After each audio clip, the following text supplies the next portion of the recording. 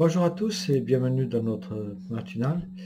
Ce matin, j'aimerais partager avec vous cette histoire vraie d'un vieux pasteur qui préparait, comme il avait l'habitude, le samedi matin et puis après le samedi après-midi, son sermon pour le dimanche.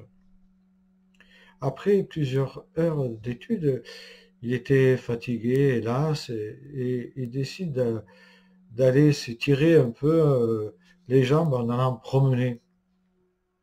Il commence à marcher à travers la forêt. Soudain, il voit un garçon au loin qui porte une cage d'oiseaux d'une main et de l'autre main un bâton.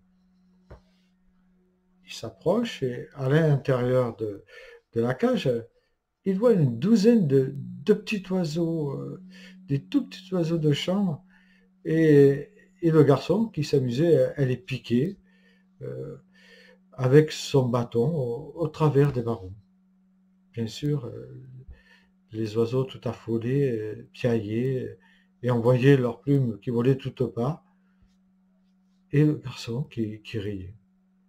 Le pasteur s'approche du garçon et lui dit: «Fils, pourquoi te mentent tous ces petits oiseaux?»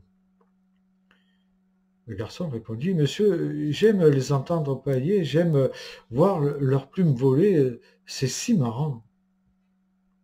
«Mais que feras-tu quand tu auras fini de t'amuser avec eux?» Le garçon sourit de toutes ses dents. «Oh, messieurs, ça c'est le meilleur de mon histoire.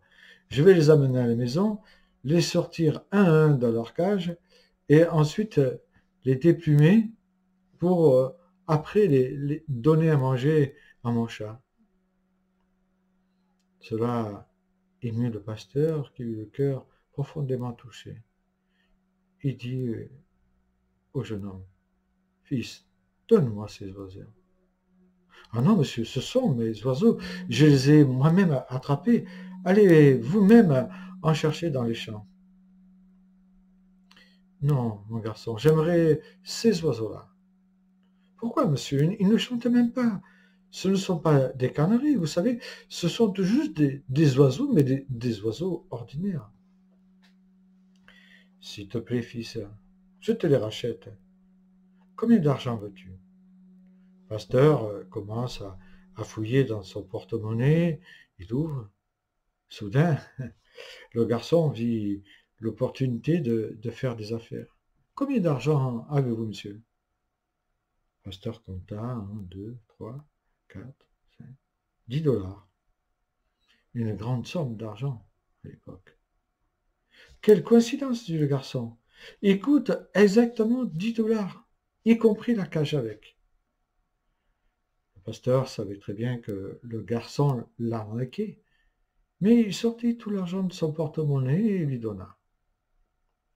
Le jour suivant, le pasteur raconta son histoire à son église.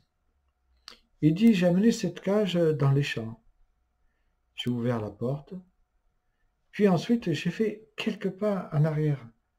L'un après l'autre, les oiseaux tout apeurés ont commencé à sautiller vers la porte ouverte. L'un après l'autre, ensuite, ils ont déployé leurs ailes et ont pris leur envol. Et en volant vers la liberté, ils sont mis à chanter les mêmes chants. Et voici leur chant: racheter, racheter, racheter.» En fait, cette histoire est là pour nous dire: voilà ce que Jésus a fait pour nous. Dieu a regardé cette terre ici-bas remplie d'âmes impuissantes, piégées dans la prison du péché, tourmentées, certains par la peur, d'autres par des larmes et d'autres par des dépendances compulsives. Le cœur du Père fut ému de compassion pour ces créatures. Il savait que nous ne pouvons rien faire pour nous sauver nous-mêmes. Il savait que sans sa libération, nous passerions l'éternité en enfer.